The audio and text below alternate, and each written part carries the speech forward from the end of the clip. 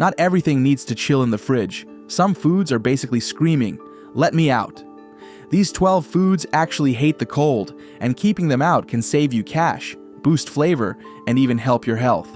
Let's break down what not to chill, and why your kitchen will thank you for it. Tomatoes.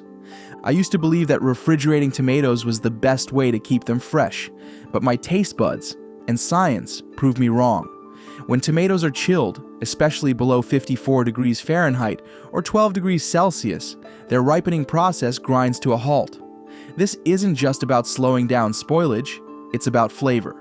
The unique taste of a tomato comes from a complex mix of sugars, acids, and volatile aroma compounds. When you put a tomato in the fridge, the activity of hundreds of genes responsible for these flavor compounds is suppressed. The chilling effect is so profound that even if you bring the tomato back to room temperature, the damage is irreversible. The tomato simply won't regain its original flavor profile. Scientific studies have shown that refrigeration reduces the levels of these volatile compounds, making tomatoes taste bland and mealy. The texture also suffers. The cold disrupts the cell structure, leading to a mushy, unappetizing bite. While refrigeration can extend shelf life by slowing ripening, it comes at the cost of taste and aroma, which are the hallmarks of a good tomato. So, what do I do instead? I keep my tomatoes on the counter, stem side down, away from direct sunlight. This method allows them to ripen naturally, developing their full, rich flavor. If they start to get a bit too ripe, I use them up quickly, either in a fresh salad, a homemade sauce, or a quick salsa. The difference in taste is remarkable. I've also learned that if my kitchen gets extremely hot, above 90 degrees Fahrenheit or 32 degrees Celsius, it's better to use tomatoes quickly rather than risk spoilage, as even room temperature can be too warm for extended periods. But under normal conditions, the counter is their home, and my sandwiches and salads have never tasted better. Bread. For years, I thought putting bread in the fridge would keep it soft and fresh. The reality? Refrigeration accelerates the staling process, making bread dry, hard, and unpalatable far faster than if it were left at room temperature. The culprit is a process called starch retrogradation. As bread cools, the starch molecules in the crumb begin to realign and crystallize, forcing water out and causing the bread to firm up. This process happens most rapidly at the cool temperatures found in refrigerators, which is why bread stored there goes stale so quickly. I felt the disappointment of biting into a slice of bread that's lost its softness and flavor. Now, I keep my bread in a cool, dry place in the pantry, ideally in a bread box or a loosely closed paper bag that allows some airflow. For longer storage, I slice the loaf and freeze it. Frozen bread retains its moisture and texture, and I can simply toast slices as needed, getting that fresh baked taste every time.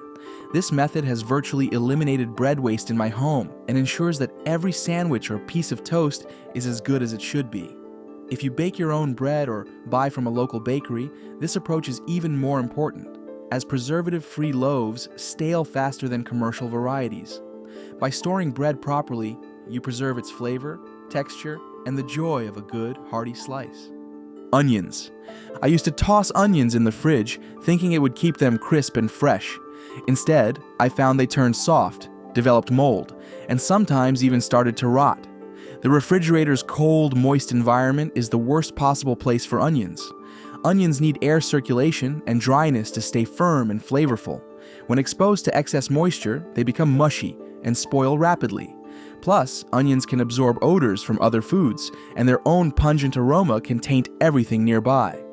Another key lesson I learned is to keep onions away from potatoes. Onions release ethylene gas, which accelerates the sprouting and spoilage of potatoes, while the high moisture content of potatoes can cause onions to turn brown and mushy. The two should never be stored together.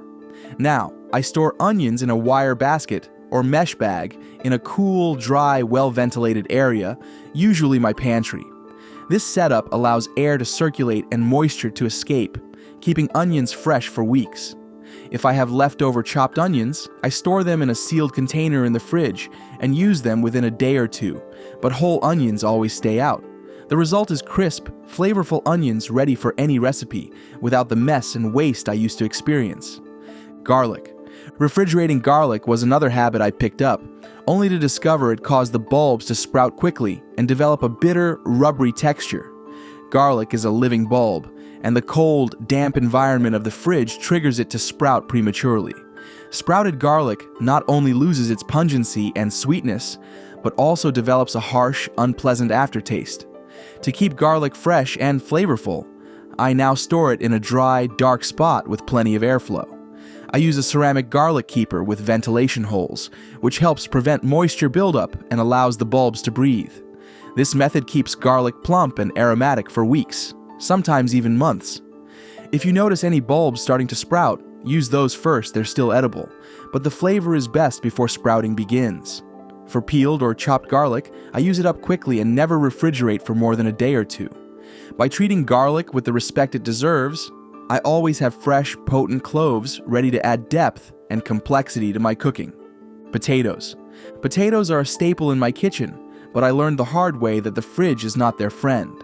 When potatoes are stored at low temperatures, the starches inside them convert to sugars, which not only alters the taste, making them oddly sweet, but also poses a health concern. When these sugar-laden potatoes are cooked at high temperatures, like frying or roasting, they produce higher levels of acrylamide, a chemical linked to potential health risks. Acrylamide is a byproduct of the reaction between sugars and the amino acid asparagine during high-heat cooking. And while the risk to humans is still being studied, it's wise to minimize exposure. To keep potatoes fresh, I store them in a paper bag or cardboard box, in a cool, dark, and well-ventilated place, such as a pantry or cellar. This prevents sprouting and maintains their firm, earthy flavor. I check them weekly for any signs of softening or sprouting and remove affected potatoes promptly to prevent spoilage from spreading. As I have already told, keeping potatoes away from onions is also crucial. By following these steps, I enjoy potatoes that cook up perfectly every time, with no unpleasant surprises. Coffee. Storing coffee in the fridge might seem logical, but it's actually a flavor-destroying mistake that many of us unknowingly make. Coffee beans and grounds are highly hygroscopic, meaning they absorb moisture and odors from their environment like a sponge. Every time you open the refrigerator door, temperature fluctuations create condensation, which degrades the delicate oils and aromatic compounds in coffee. This results in stale, flat, and sometimes even funky-tasting coffee that lacks the rich, complex flavors we crave. The science behind this is fascinating. Coffee's flavor comes from hundreds of volatile compounds, including fruity esters, nutty pyrazines, and caramel-like ferrans. When exposed to cold and moisture, these compounds break down rapidly, causing a loss of aroma and taste. A 2020 study found that refrigerated coffee can lose up to 40% of its volatile flavor molecules within just 1 week. To keep coffee fresh and flavorful, I now store my beans and grounds in an airtight container in a cool, dark cupboard, away from light, heat, and strong-smelling foods. Light exposure, especially from clear containers, can also degrade coffee quality over time. The ideal storage temperature is between 50 degrees Fahrenheit and 70 degrees Fahrenheit, 10 degrees Celsius to 21 degrees Celsius. I also buy only as much coffee as I'll use within 2 weeks to ensure maximum freshness. Grinding beans just before brewing preserves the aromatic oils and flavors that make each cup special.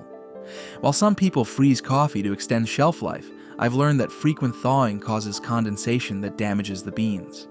If freezing, it's best to portion coffee into airtight bags and thaw only once.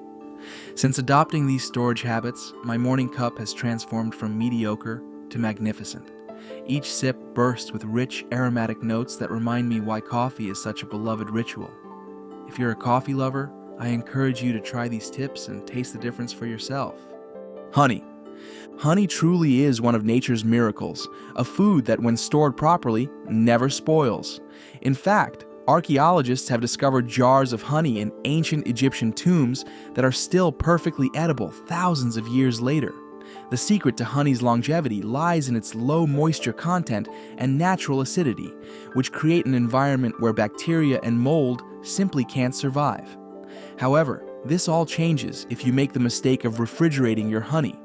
When honey is exposed to cold temperatures, it begins to crystallize. This means the natural sugars in honey, especially glucose, start to separate from the water and form tiny crystals. The result is a gritty, clumpy texture that can be off-putting, even though the honey is still safe to eat. While crystallized honey can be used in baking or stirred into hot tea, it loses that smooth, golden, pourable quality that makes it so delightful on toast, yogurt, or biscuits. To keep your honey in perfect condition, I always store mine in a tightly sealed glass jar at room temperature, away from direct sunlight and heat sources. There's no need to refrigerate it even after opening. If your honey does crystallize, don't worry. It's easy to restore it to its original state.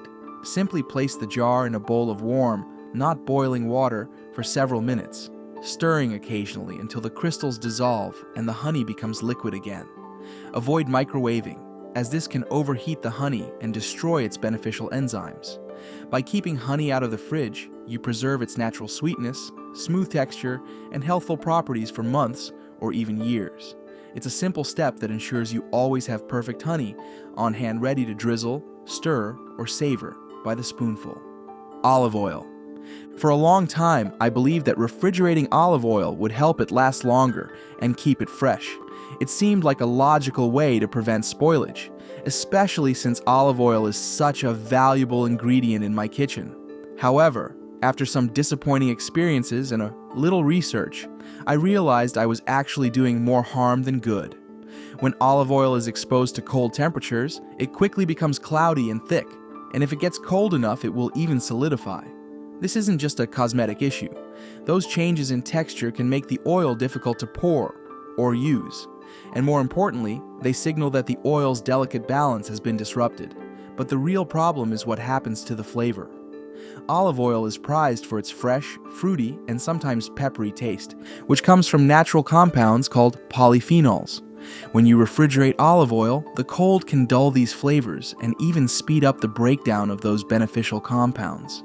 Over time, the oil can lose its vibrant taste and aroma, leaving you with a flat, lifeless product that doesn't do justice to your salads, bread, or sautéed dishes. Now, I always store my olive oil in a dark glass bottle, tucked away in a cool, dark pantry never near the stove, where heat can also cause it to deteriorate. The darkness protects it from light, which can also cause rancidity, and the cooler temperature keeps it smooth and golden.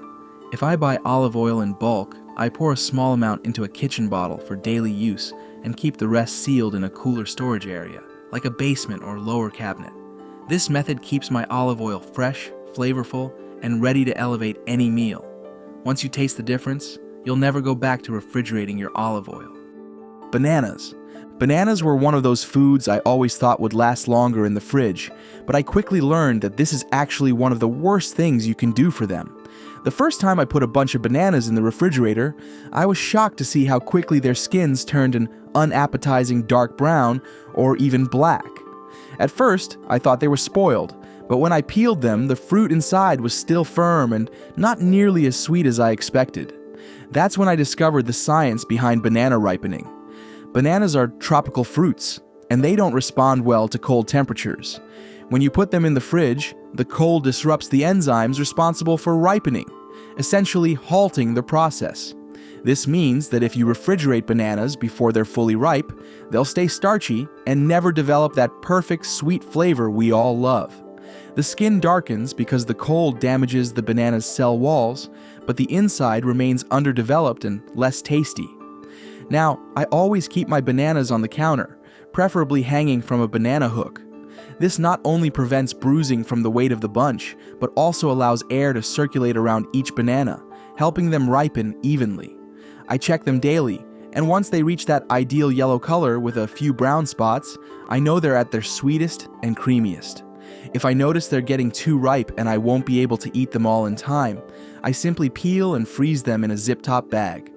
Frozen bananas are perfect for smoothies, baking, or even a quick homemade nice cream.